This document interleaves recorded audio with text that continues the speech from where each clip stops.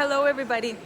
In about approximately 60 AD, some of the Jewish community members were fed up with the oppression that the Romans had placed on the Jewish community. The Romans kept on enforcing taxes, and they were driving the Jewish community into deep, harsh slavery. And so a group of them decided to revolt against the Roman military. The Roman military pushed back, and a group of them, about 900 or so, escaped into the desert and came into the top of this mountain right here. On top of this mountain, there was a fortified city that King Herod had built.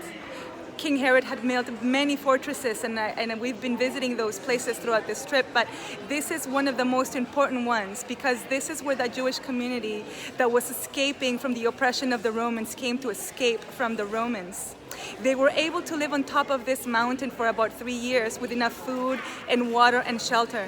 But the Romans were after them, and they wanted to ensure that every Jew would be either terminated or brought back into slavery. So what they started doing is that the Romans started camping around this mountain, and they waited to siege and take hostage of the Jewish community that was living up here, up top. So what the Romans did is that they started building a pathway up this mountain. But the day before the Romans finally broke through into the fortified city, the Jewish community decided that they were not going to allow themselves to be taken back into captivity.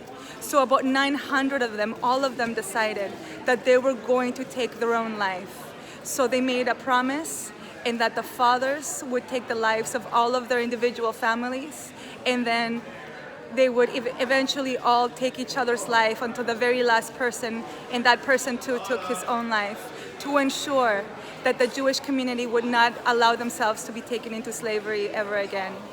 And in about 70 or so AD, 900 Jewish people, that the last of the Jewish people that had been, I believe it was in Jerusalem, took their own lives. It was the largest suicide, I think, pretty much in our history. And so here we are on top of Masada, just walking through this fortified city, remembering what the poor Jewish community had to go through and all of the oppression that they've had over the years. But we know that God says this, that there is a promise that the Jewish community is always going to prevail, and that no weapon formed the people of Israel will ever come near, because the Lord fights for Israel.